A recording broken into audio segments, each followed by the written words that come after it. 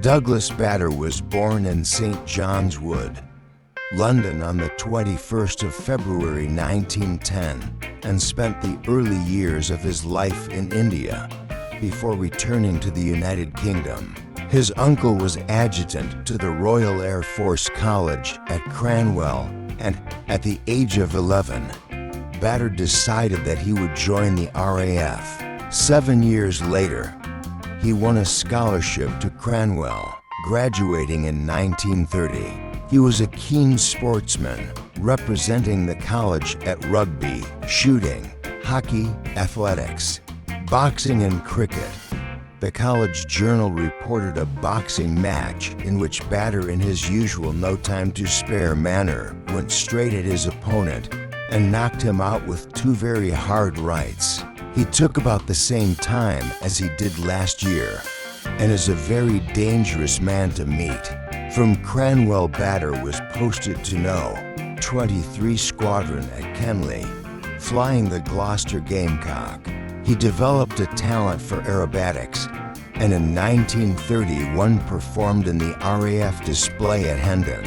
On the 14th of December, shortly after the squadron's Gamecocks had been replaced by Bristol Bulldogs, Bader crashed at Woodley Aerodrome, near Reading, and was seriously injured.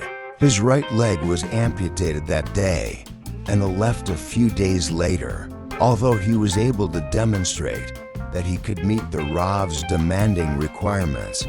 A medical board ruled that he could not continue as an RAF pilot.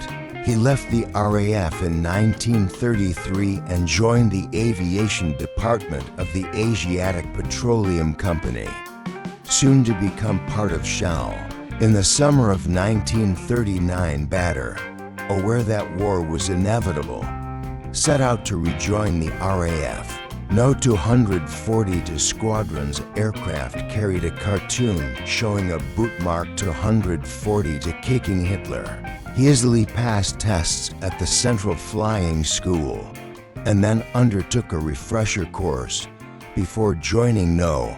19 Squadron in February 1940 at Duxford. Here he first flew the Supermarine Spitfire, undertaking convoy patrols, but without seeing action. A posting to No. 220 to Squadron, also at Duxford, brought action over Dunkirk in June 1940, and on the 24th he was promoted to squadron leader and given command of No.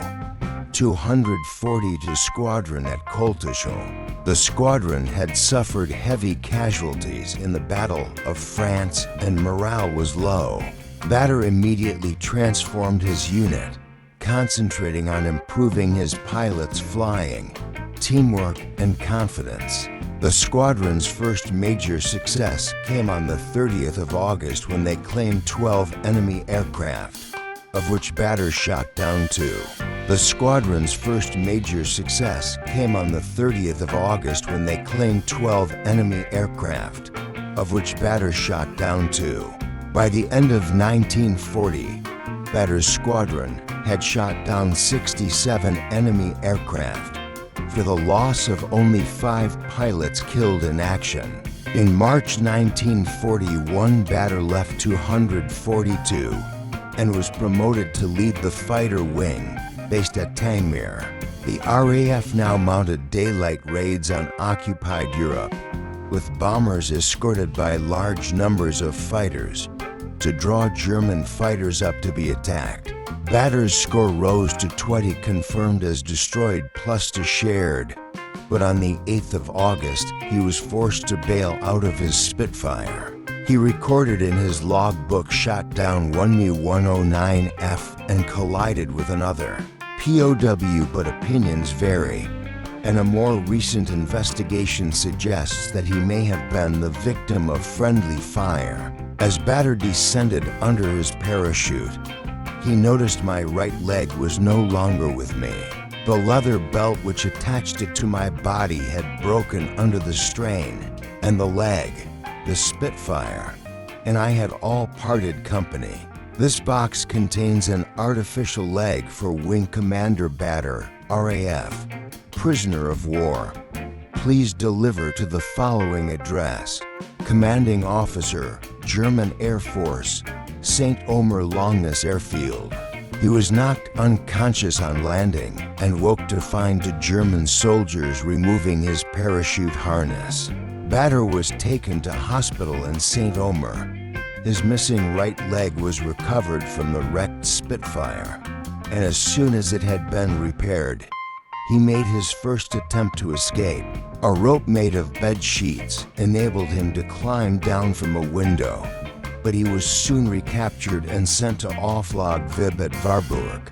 By that time, the RAF had dropped a replacement leg by parachute, and Bader had determined to be a plain, bloody nuisance to the Germans. After 3 months in Stalag Luft 3, Bader was moved to Stalag Luft 8B at Lambsdorff, from which he made another attempt to escape.